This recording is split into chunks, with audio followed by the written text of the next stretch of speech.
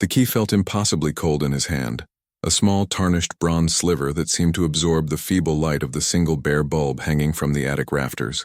For 70 years, this drawer had remained sealed, a silent sentinel in the heavy oak desk that had dominated his grandfather's study, and now his attic.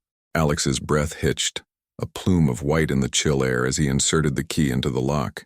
It resisted, a stubborn final protest from a lifetime of secrets. He applied gentle, steady pressure, his knuckles white, and heard a faint, metallic click. It was a sound so quiet, yet it echoed in the cavernous silence of the space like a gunshot. He pulled on the small, ornate brass handle. The drawer groaned, a low, guttural sound of wood scraping against wood, the sound of a long-held breath finally being released. It slid open by a mere inch, then stopped, jammed by decades of disuse and the sheer weight of its own history. With a final, concerted tug, it gave way, sliding open to reveal a dark, rectangular void from which escaped the scent of old paper, dried ink, and something else, something faintly like cedar and distant rain. This was it, the moment that had been a source of childhood wonder and adult frustration. The locked drawer of Arthur Penhaligon, a man so simple, so predictable, that the existence of a locked drawer in his life was the greatest anomaly of all. Alex was a man adrift in the sea of his own recent grief. His grandfather, Arthur, had passed away 2 months prior, a quiet, peaceful end to a quiet, peaceful life. At 82, Arthur had been a constant, a bedrock of unwavering calm and routine. He was the man who wore the same worn-out cardigan every evening, who took his tea at precisely 4 o'clock, who read the local paper from front to back without ever seeming to react to the news. He was a retired postman, a job he'd held for 45 years, walking the same streets, delivering the same mail to the same families, a human metronome for a small town that prized predictability above all else. Alex had loved him deeply, but he had also, in the quiet corners of his mind, found him to be, well, a little boring, a little blank. Now standing in the dusty attic of the house he'd just inherited, surrounded by the ghosts of his grandfather's life, he felt a pang of guilt for that thought. The attic was a museum of ordinariness, stacks of yellowed newspapers tied with twine, boxes of old tools meticulously cleaned and oiled, lamps draped in white sheets like shy specters, and in the center of it all, the desk. It was the one object that had never quite fit. It was too grand, too ornate, made of a dark, heavy oak that seemed out of place against the backdrop of his grandfather's simple, functional existence. And it had this one drawer, on the right-hand side, just above the knee, that was always locked. As a child, Alex had begged for the key, imagining pirate treasure or secret maps. His grandfather would just smile, a sad, distant sort of smile, and say, "Some things are best left undisturbed, my boy." The key, it turned out, wasn't hidden in some dramatic safe or under a loose floorboard. Alex had found it by pure chance, sewn into the lining of an old greatcoat of his grandfather's, a coat he was donating to a charity shop. It had fallen out onto the floor, a small forgotten promise. The strangeness of the situation settled over Alex like the thick dust motes dancing in the beam of light from the single window. Why would a man who lived his life like an open book, a man whose greatest mystery was what he'd have for lunch, keep a single drawer locked for 70 years? It was a fundamental contradiction, a crack in the porcelain facade of the man he thought he knew. He peered into the opening, his eyes adjusting to the gloom. At first glance, it seemed disappointingly mundane. He saw the corner of a yellowed legal pad, a dried-up fountain pen lying on its side, a few loose envelopes. A wave of anticlimax washed over him. Perhaps his grandfather was just a man who liked his privacy, a man who kept his spare batteries and stationery in a locked drawer for no other reason than he could. But then, as he reached in, his fingers brushing against the cool wood, he noticed the arrangement. It wasn't chaos. It was meticulous. The pen lay parallel to the edge of the drawer. The envelopes were stacked not haphazardly but in perfect alignment, their corners flush. This was the handiwork of the man who organized his tools by size and his screws by thread pitch. This was Arthur. There was a purpose here. He carefully lifted the legal pad. It was blank. He set it aside and picked up the fountain pen. It was a beautiful thing, made of black resin with a gold nib, but it was light, almost hollow. Unscrewing the cap, he found the ink cartridge long since dry. He placed it next to the pad. His hand went back into the drawer, past the mundane objects, his fingers searching for the bottom. And that's when he felt it. Something different. Not the smooth wood of the drawer bottom, but the soft, supple texture of well-worn leather. It was a small book, nestled in a felt-lined recess that had been cut into the wood, a hidden compartment within the already hidden space. His heart began to beat a little faster, a frantic drum against the ribs of his quiet anticipation. He wrapped his fingers around it and pulled it out. It was a journal, bound in dark red leather that was cracked and peeling at the edges like old sunburn. There was no title on the spine, no name on the cover. It was completely anonymous. As he lifted it, something small slipped from between its pages, fluttering down onto the dusty floorboards. It was a photograph. He bent down, his knees creaking in protest, and picked it up. The image was in black and white, the edges scalloped in the style of the 1940s. It showed a woman breathtakingly beautiful, with a cascade of dark hair swept up from a face that held a mischievous, intelligent smile. She was leaning against the fender of a classic car, a model Alex didn't recognize, and she was looking directly at the camera, her eyes sparkling with a secret. It was not his grandmother. His grandmother, Eleanor, was a sweet, gentle woman, round-faced and kind, whose smiles were always soft and comforting. This woman's smile was a challenge. On the back, in elegant, looping cursive that was definitely not his grandfather's spidery, functional script, were 2 words, "For Arthur," and below that, a date, June 1948. Alex stared at the photograph, his mind reeling. June 1948. His grandfather had met his grandmother in 1950. In his hand, he held a tangible piece of a life he never knew existed, a ghost from a time before the man he thought was his grandfather had even begun to exist. The simple postman from the small town was dissolving, replaced by the shadow of a man who had known a woman like this, a man who had secrets worth keeping for 70 years.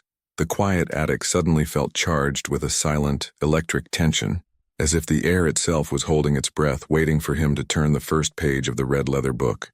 His fingers trembled as he opened the red leather journal. The binding was stiff, protesting after decades of silence, but it yielded with a soft sigh. The pages were yellowed and brittle, the edges fragile as moth wings. The ink, a faded sepia, had the look of dried blood, and the handwriting was the same elegant flowing cursive as the inscription on the photograph. It belonged to her, the woman in the picture. The first entry was dated just a week after the photograph was taken, June 12, 1948. Alex began to read, his voice a mere whisper in the attic stillness, the words feeling alien and profound on his tongue. Arthur says I have a laugh like wind chimes in a summer storm. He's a poet, though he'd never admit it. He calls himself a simple man, a man of roads and routes, but I see the maps he draws in his mind when he looks at me. We drove the Packard out to the coast today, just because the sky was the color of a bruised plum, and the air smelled of salt and possibility. We found a tiny, forgotten diner where the coffee tasted like tar, and the pie was a revelation. He watched me eat it with such an intensity I thought my heart might beat right out of my chest. He doesn't talk much, my Arthur. He listens. He listens to the song on the radio, to the rumble of the engine, to the things I don't say. He says he's delivering mail, but I think he's just collecting stories, and I want to be his favorite one. We danced on the wet sand as the sun went down, to a tune only we could hear, and for the first time in my life I felt like I was exactly where I was supposed to be. He is the anchor, and I am the sail. Together, we might just navigate the world. Alex sank back on his heels, the journal open in his lap. The words painted a picture of a man he couldn't reconcile with the grandfather he knew.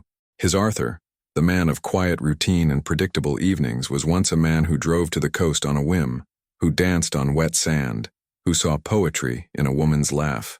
The description was so vivid, so full of life and passion. It felt like a violation to be reading it, like he was eavesdropping on a conversation from another dimension. The woman in the photograph, Ilara, was no longer just a beautiful stranger. She was a narrator, and her story was one of incandescent joy. But joy, Alex knew from his own life, was often a prelude to something else. He turned the page, his movements now more deliberate, almost reverent. The entries continued in this vein for weeks. Tales of late-night drives, secret meetings, stolen kisses in the rain, dreams of a future that felt boundless. They were 2 people on the cusp of everything, convinced their own story was the only one that mattered. But then the tone began to shift.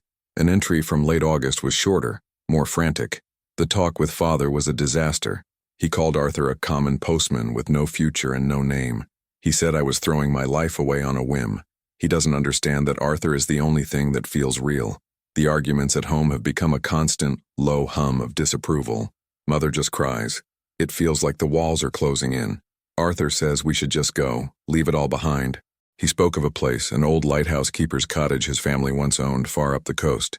He said it's abandoned, a place where we could be ghosts together, just for a little while, until the world forgets us. The idea is terrifying and thrilling in equal measure. A lighthouse, to be a beacon for each other and for no one else. He has a key, he says. A key to a new beginning. A lighthouse. The word echoed in Alex's mind. It was a specific, tangible detail in a sea of romantic prose.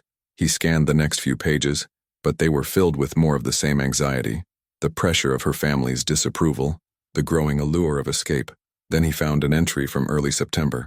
The handwriting was messier, the words blotted in places as if tears had fallen on the page.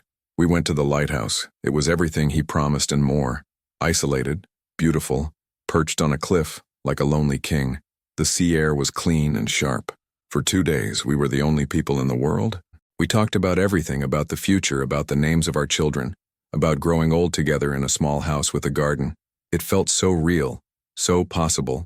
But on the 3rd day, the world found us. A car came up the long dirt road.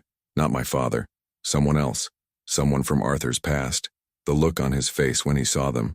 I've never seen such a mixture of shock and shame. They spoke in low, urgent tones.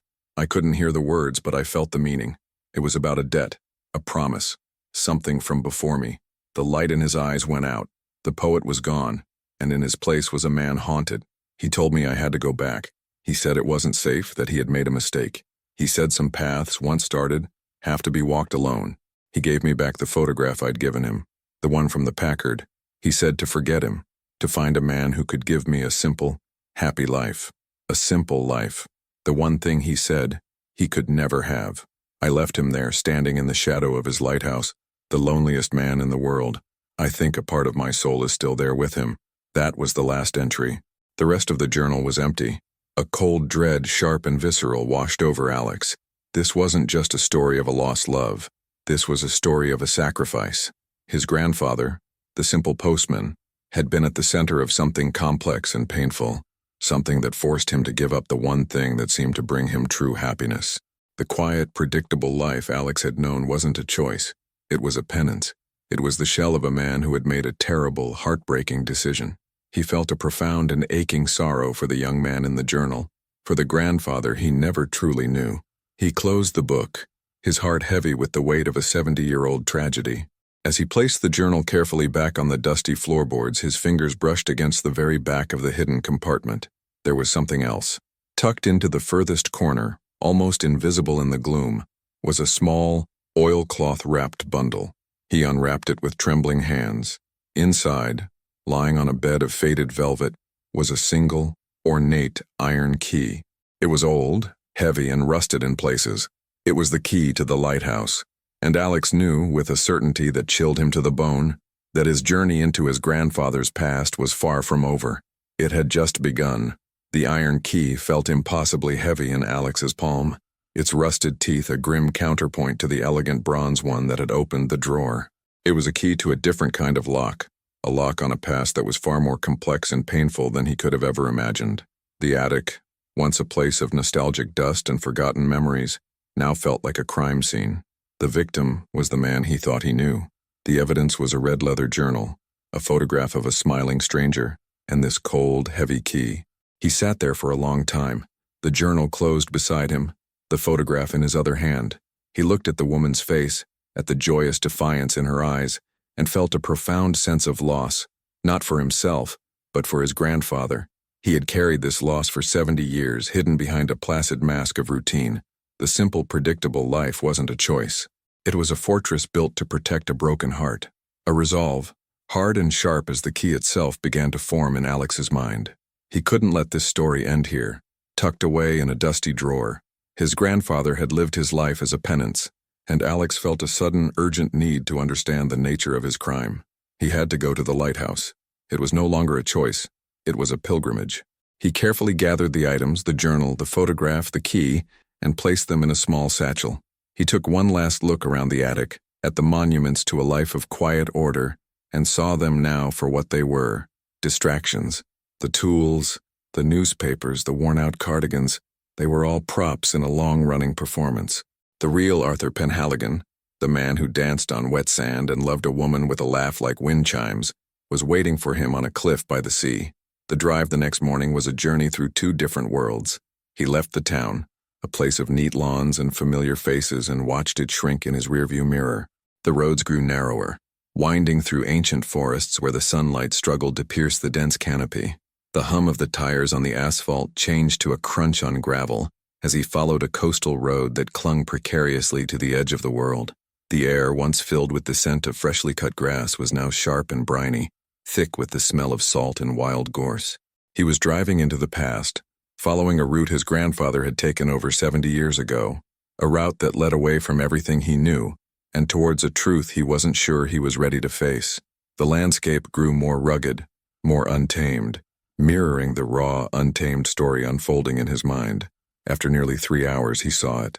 It wasn't a grand, towering structure, but a stout, stoic tower of whitewashed stone, standing alone against a vast, turbulent sky.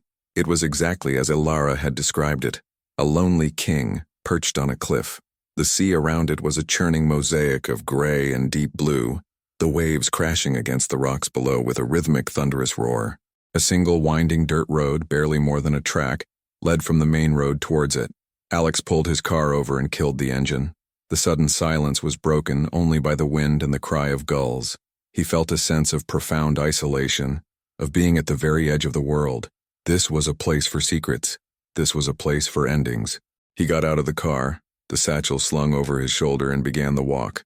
The wind whipped at his jacket, and the air was so cold it felt sharp in his lungs. The lighthouse grew larger with every step, its white paint peeling in places to reveal the dark, weathered stone beneath.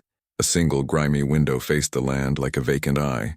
He reached the heavy, iron-strapped door, his heart pounding a frantic rhythm against his ribs. There was no lock, at least not a modern one, just a small keyhole, dark and inviting. He pulled the iron key from his pocket, his fingers fumbling with the cold metal. It slid into the hole with a surprisingly smooth fit. He turned it, and with a deep, groaning sigh of ancient hinges, the door swung inward. The air that rushed out to meet him was stale, heavy with the scent of dust, damp stone, and the faint, lingering aroma of long-extinguished whale oil lamps.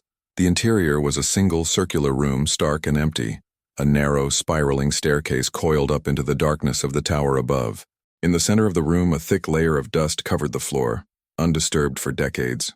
But as his eyes adjusted to the gloom, he saw them, faint tracks in the dust, leading from the door to the far side of the room and back again. 2 sets of tracks, one larger, one smaller. They were the ghosts of Ilara and Arthur, their last dance preserved in the grime of time. He followed them with his own footsteps, his heart aching. They led to a small stone alcove built into the wall. It was empty now, but he could imagine them sitting there, huddled together, watching the storm outside, dreaming of a future that would never be. He ran his hand along the cold stone wall, feeling the rough texture under his fingertips. He was about to turn away when he felt it. A series of deep, deliberate gouges in the stone. They weren't random. They were words. Someone had carved a message into the wall, a message meant to last. He peered closer, his breath catching in his throat. The handwriting was rough, crude, a desperate act compared to the elegant script in the journal. It wasn't a love letter. It wasn't a poem. It was a list of names, 3 names carved with brutal force, and below them a final, chilling phrase that had nothing to do with love or loss. It was a vow, a promise of atonement. It read, "I will carry this debt. For them, always." The names meant nothing to him, but the sentiment shattered everything. His grandfather hadn't just given up a love. He had taken on a burden, a sacred and terrible obligation in this very room. The man in the journal wasn't just a heartbroken lover. He was a keeper of a much darker secret, and Alex was finally beginning to understand the true weight of the silence that had defined his grandfather's life. The names carved into the stone seemed to pulse with a life of their own, each letter a fresh wound in the history of the place. I will carry this debt. For them, always. The vow was not one of romantic sorrow, but of grim, unyielding duty. This was the secret his grandfather had kept, not from shame, but from honor. The quiet, predictable life of Arthur Penhaligon was not a cage he had been forced into. It was a sanctuary he had built, a lifelong act of atonement for a tragedy that had its epicenter right here in this lonely, windswept room. The air grew thick with the unspoken, and Alex felt the crushing weight of 70 years of silence. He had to know. He had to find the source of the debt. His eyes were drawn upward, to the narrow, spiraling staircase that disappeared into the gloom of the tower's heart. It was a path into the darkness, both literal and metaphorical. He began to climb, his hand trailing on the cold, damp wall, each step echoing the pounding in his chest. The staircase was claustrophobic, a stone coil that seemed to constrict around him as he ascended. He was climbing into his grandfather's past, into the heart of his pain. At the top, he emerged into the lamp room. It was a wide, circular space, dominated by the colossal prismatic lens of the lighthouse, now a giant, dormant eye staring out at the churning sea. Dust motes swirled in the pale light filtering through the grimy glass panes, and the air was thick with the ghosts of 1,000 storms. The room was bare, save for the lens and a few old rusted tools lying on a workbench, but Alex knew there had to be something more. His grandfather was a man of compartments, of hidden spaces. He ran his hands over the metal base of the lens, over the stone walls, his fingers searching for any inconsistency, any slight deviation, and then he found it. A section of the floor, near the railing that overlooked the sheer drop to the rocks below, felt different. It wasn't stone, but a heavy metal plate, cleverly disguised and covered in a thick layer of dust. He scraped the dust away with his shoe, revealing a small, recessed iron ring. He pulled, and with a screech of protesting metal, the plate lifted to reveal a shallow, hidden compartment. Inside, nestled in a bed of oilcloth, was a single, flat, brown envelope. It was yellowed with age, the flap sealed with a dollop of red wax that had long since cracked and hardened. There was no name, no address. It was just there. With a sense of dread and finality, Alex broke the seal. Inside was not a letter, but a folded newspaper clipping. The paper was brittle, the headlines stark in their old-fashioned typeset. It was a local newspaper, the Northport Chronicle, dated October 17, 1948. The headline read, "3 killed in tragic head-on collision on Coast Road." His breath caught in his throat. He began to read, his eyes scanning the stark, factual prose. The article described a horrific accident. A car, driven by a young man named Liam Penhaligon, had crossed the center line on a blind curve and collided with another vehicle. Liam, his brother Arthur, who was a passenger, and the 3 occupants of the other car were all involved. Liam and 2 of the occupants, a man and a woman, were killed instantly. The third, a young woman named Clara Finch, died at the hospital. Arthur Penhaligon, the article noted, had survived with only minor injuries, but was suffering from unfathomable grief and shock. The names of the victims in the other car were listed: Thomas and Agnes Gable, and Clara Finch. The names on the wall. The clipping slipped from his fingers, fluttering onto the dusty floor. It wasn't a debt of money. It was a debt of life. His grandfather's younger brother, Liam, had been responsible for the deaths of 3 people, and Arthur, the sole survivor, had made a promise to the dead, a promise to the families they left behind. He had given up his own future, his own great love with Alara, to honor that promise. His life as a simple postman, walking the same streets for 45 years, was a form of self-imposed servitude. He was delivering mail, yes, but he was also serving a life sentence of memory and remorse, a penance for a crime he hadn't committed but for which he felt ultimate responsibility. The man Alex had seen as boring was, in fact, a man of staggering, almost incomprehensible moral fortitude. He had sacrificed his own happiness on the altar of his brother's mistake. A wave of profound sorrow, cold and deep as the ocean below, washed over Alex, not for his own loss, but for the immense, silent burden his grandfather had carried every single day. He walked to the railing and looked out at the tumultuous sea. The wind whipped tears from his eyes, and he let them fall. He finally understood. The quiet evenings, the predictable routines, the simple cardigan, it was all armor. It was the structure he built to hold the weight of the past so it wouldn't crush him. He reached into his satchel and pulled out the photograph of Alara, her smiling face a symbol of the life that was lost. He walked over to the stone alcove, the place where their ghosts had danced, and he stood the photograph up on the ledge facing the room. It was an offering, a final act of release. He was returning her to the place where he had last seen her, completing a circle that had been broken for 70 years. "You can rest now, Granddad," he whispered, the words snatched away by the wind. "The debt is paid. He turned and walked away, leaving the photograph, the journal, and the past behind him. He descended the spiral staircase, each step a release. He pulled the heavy door of the lighthouse closed, the thud of it shutting echoing like a final definitive word. As he walked back to his car, the world seemed sharper, more real. His phone buzzed in his pocket. It was Mr. Henderson, the solicitor handling his grandfather's will. "Alex, sorry to bother you," the old man's voice crackled. "We've found one more item, a small safety deposit box at the old Northport Bank. The key was in a sealed envelope with the will. The only other name associated with the box, besides your grandfather's, is Finch."